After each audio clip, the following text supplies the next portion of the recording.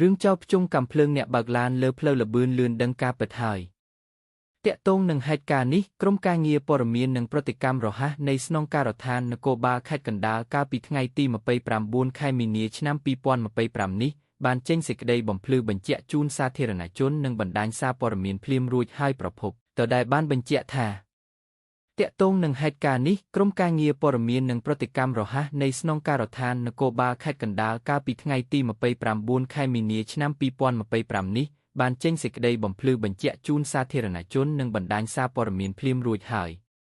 ប្រភពដដែលបានបញ្ជាក់ថាករណីជនសង្ស័យធ្វើសកម្មភាពយកអាវុធព្យួររថយន្តអ្នកធ្វើដំណើរនៅចំណុចផ្លូវលបឿនលឿនគឺជាករណីឆក់ទេមិនមែនផនរថយន្តឡើយសមត្ថកិច្ចឲ្យដឹងថាមុខសញ្ញាសង្ស័យមានចំនួន2នាក់ជិះម៉ូតូ2គ្រឿងធ្វើសកម្មភាពឆក់ទៅលើជនរងគ្រោះកំពុងជិះម៉ូតូនៅចំណុចផ្លូវជាតិលេខ4ឯណោះទេប្រភពដដែលបានបន្តថាក្រោយពេលដែលធ្វើសកម្មភាពសមត្ថកិច្ចបានប្រតិកម្មបញ្ហានេះភ្លាមហើយសមត្ថកិច្ចក៏ឃាត់ខ្លួនបានជនសង្ស័យមួយនាក់ប៉ុន្តែក្នុងកិច្ចប្រតិបត្តិការដែលសមត្ថកិច្ចដេញតាមជនសង្ស័យរត់គេចខ្លួនទៅផ្លូវលបឿនលឿននិងបានព្យារថយន្តជនរងគ្រោះក្នុងបំណងយករថយន្តជិះគេចខ្លួនដែលនេះមិនមែនជាករណីផងទេ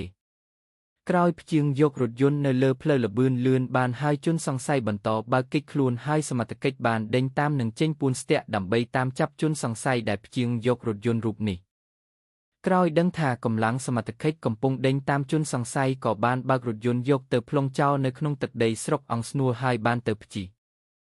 អ្នកបើករថយន្តលូចស៊ីសពណ៌ខ្មៅមួយគ្រឿងទៀតដោយបង្ខំឲ្យជនរងគ្រោះបើកជូនដើម្បីគេចខ្លួនពីសមត្ថកិច្ចបន្តរហូតបើកចូលទឹកដីខណ្ឌកំបូរក៏ត្រូវកម្លាំងនគរបាលមូលដ្ឋានរាជធានីភ្នំពេញស្ទាក់ហើយជនល្មើសចុះពីរថយន្តរត់គេចខ្លួនតែម្ដងពេលនេះកម្លាំងជំនាញពាក់ព័ន្ធកំពុងតាមស្វែងរកជនសង្ស័យដែលរត់គេចនោះ